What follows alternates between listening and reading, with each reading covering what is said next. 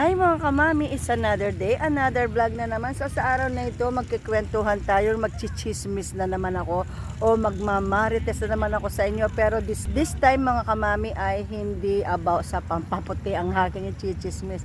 Ang chichismis ko sa inyo ay ang lugar ng CDC Clark City. Ayan. So napakaganda dito sa CDC mga kamami dahil napakaluwang ng lugar. So, pwede kayong mag-jogging dito at pwede rin kayong mag-picnic kasama ang buong pamilya. Napaka-presko hayan mga kamami. So, ngayon, ayun yung Christmas tree. Maganda dito kapag gabi ka pumunta kasi makikita mo talaga yung mga parol, yung Christmas tree, makikita mo talaga yung liwanag ng mga Christmas light. Talagang ang ganda dito mga kamami. Ayan. Iikot ako para makikita ninyo. Ayan. Napakaganda niya at ang napakaganda pa nito ay yung Christmas tree na malapit dito sa akin. Ayan yung Christmas tree mga kamami. Napakaganda niya, napaka-colorful, pero syempre hindi natin makikita yung kagandahan ng Christmas tree dahil naka-expose siya sa araw. So maganda siyang tingnan mga kamami kapag ito ay gabi na. Kasi last year nagpunta kami ng anak ko dito, gabi. So ang ganda ng lugar, napakasaya dahil sa mga kumukuti-kutitap na mga Christmas light at mga nagsasabitan na mga parol mga kamami. Ang ganda ng daan papasok dito dahil makikita mo pagpasok mo pa lang ay maraming mga parol na nakasabit. So update ko kayo mamaya guys kung saan kami magla-lunch. So kanina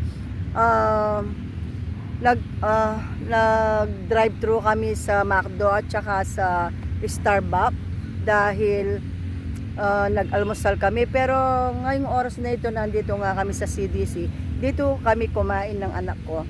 So napaka-presko dito mga kamami. Kung gusto ninyong mag-relax, punta lang kayo dito sa Clark CDC. Napakalawak ng place. Pwede kayong mag-jogging, pwede kayong mag-bike, or pwede rin ninyong dalhin ang inyong mga alagang aso para ilakad sila, ipasyals din sila, or pwede yung buong pamilya, pwede kayong pumunta dito. At saka syempre napakasilong. Yung doon naman guys ay napaka-init, talaga yung araw. Ang init mga kamami. So ayan. So mamaya mga kamami, update ko kayo kapag magla-lunch kami. Sabi ng anak ko pupunta kami sa SM Clark kasi malapit na lang dito ang SM. So update ko kayo mamaya mga kamami. Ayan mga kamami, so nagdala kami ng camping chair para na sa ganoon meron kaming mauupuan dahil napakalawak ng CDC dito. So kung gusto mo magdala ng carpet para mahiga, or kung gusto mo magdala ng camping chair para may mauupuan ka. Although may mga upuan, yung parang bench ba yun? Tama ba ako mga kamami? May mga bench na pwedeng upuan, kaya lamang kung gusto mo kayo lang magpapamilya ang nasa sa circle, so dito kayo. Pero kung gusto naman ninyo yung maramihan na upuan na mahaba, banda doon meron guys. At saka ang kagandahan din dito mga kamami ay meron yung toilet, may public toilet at ang linis ng toilet nila ha.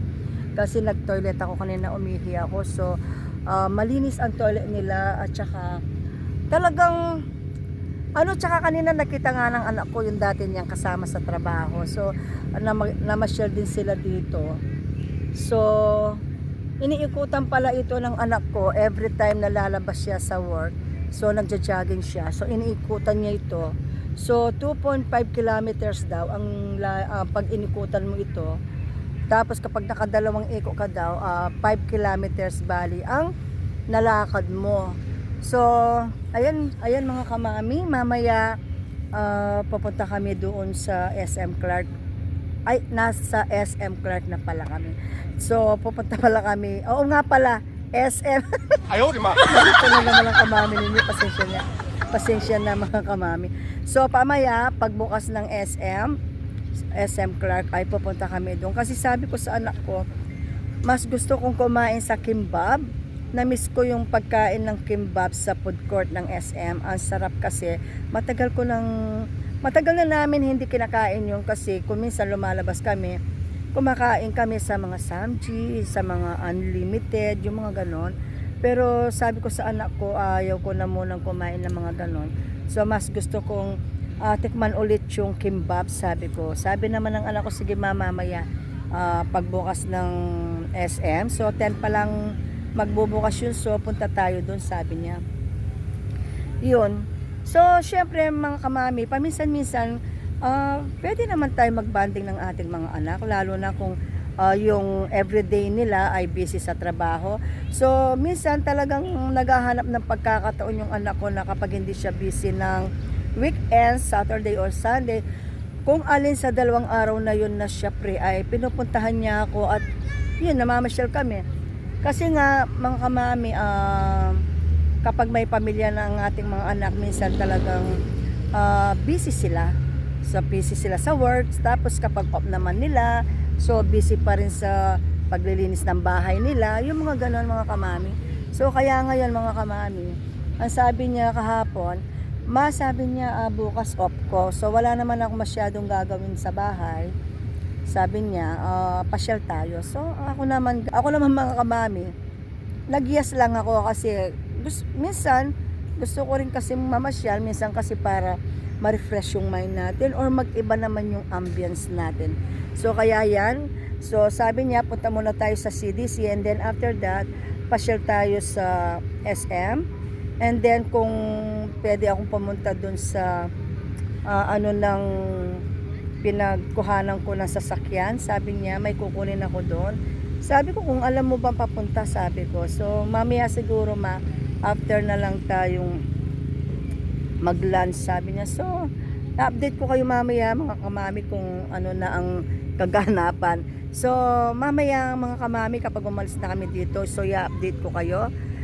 Hayan mga kamami, palabas na kami ng CDC. So pupunta kami sa San Fernando. May gagawin muna yung anak ko doon. So ayan, on the way na kami sa San Fernando. So i-update ko kayo mamaya kung ano pa ang ganap. Hayan mga kamami, nandito kami ngayon sa San Fernando, dito sa Toyota. Kinuha ng anak ko yung insurance ng kanyang sasakyan. So hindi na kami sumama sa loob kasi ang init sa labas. So hinihintay namin siya dito. Kukunin lang yung insurance niya. So siguro after this, baka dito sa San Fernando SM kami pupunta or babalik kami sa Clark sa SM. So update ko kayo mamaya kung saan kami pupunta mga kamami para nasa ganoon ay makakwentuhan ko ulit kayo, machikahan o makapagmarites ulit ako. So ayan guys, kakarating lang namin at napakainit sa kaya nakapayong kami. So kakababa lang namin sa sasakyan. So papunta na kami sa loob ng SM San Fernando. Sige guys. Ay sige mga kamami, update ko kayo kapag nandun na kami sa loob. So may kinuha pa sa kotse yung anak ko. So naglalakad na kami ngayon papunta sa loob ng SM. So ayan mga kamami, nandito na kami sa entrance ng SM Pampanga. So hinintay namin yung anak ko, may kinuha pa sa kotse. So ang init sa labas mga kamami, ang init. Pero pagpasok namin dito nga, siyempre naka-aircon, so presko na yung mararamdaman namin. Sobrang init ngayon. So yung mga nandito sa loob ng SM Pampanga. So yung mga mami, may pinili dito na po kayo sa akin dito. Pero kaya naman sa pagport. So itatry namin itong sa salsa. So yung mga mami pupunta kami dito sa akin. Para kasi yung pagport dito sa SM Pampanga, nasa second floor siya. Hindi tayo sa SM Clark. Mas mabagal. Pero dito sa SM Pampanga, nasa second floor siya. So update ko kayo kapag nandun na kami. Mga mami, paakyat kami sa second floor. Ang ganda ko. Talagang Pasko na. Dahil mga Christmas light. Pumuputi-puti. Lalakad na kami papunta sa food court. Ayun guys. Sa second floor ang food court dito sa SM Pampanga. Sa SM Clark naman nasa baba siya. So sa mga gusto mapunta dito para alam po ninyo, second floor po yung food court. Ayan mga kamami, nandito na kami sa loob ng food court. So hinahanap namin yung kimbap. Hinahanap namin yung kimbap kung saan yung kanyang pesto. So ayan. So ayan mga kamami, naubusan kami ng kimbap. So naikwento ko sa inyo kanina na ang kakainin namin last ay kimbap, yung Korean food. So nagkataon na ubusan kami. So ang nangyari mga kamami ay yung dalawa ay nag-tarts, yung anak ko ay sinigang na miso. Ako naman, ang pinabili ko sa anak ko ay seafoods grill, yung pusit. So hindi namin na-satisfy yung craving namin sa kimbap. So, maybe next time na lang. Naubusan talaga kami. So, mamaya update ko kayo kapag nasa Skyranch na kami mga kamami. See you later! Yan mga kamami, nandito na kami sa Skyranch. Kaya lang ang init. So, hindi na ako tumawid. So, ayan. Ang SM Pampanga. Ayan. Kapag pupunta kayo dito mga kamami, ayan.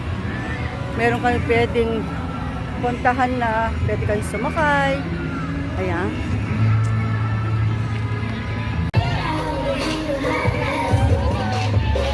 Ayan mga kamami, lumabas namin sa SM kasi pauwi na kami. So, tinihintay ko yung anak ko, kinuha yung kotse. So, uuwi na kami. So, mamaya ulit tayo magtsikahan, magmaritesan kapag nasa sasakyan na. So, ayan mga kamami, pauwi na kami. Nakasakay na kami dito sa car. Pauwi na kami. Maraming salamat sa inyo. Sana nag-enjoy kayo sa panonood. Kung nag-enjoy kayo mga kamami, paki-subscribe ang aking YouTube channel, Mami Lea Vlogs. At syempre, shout out po sa inyong lahat. So, mag-ingat po tayong lahat. God bless you all po. See you next vlog. Bye!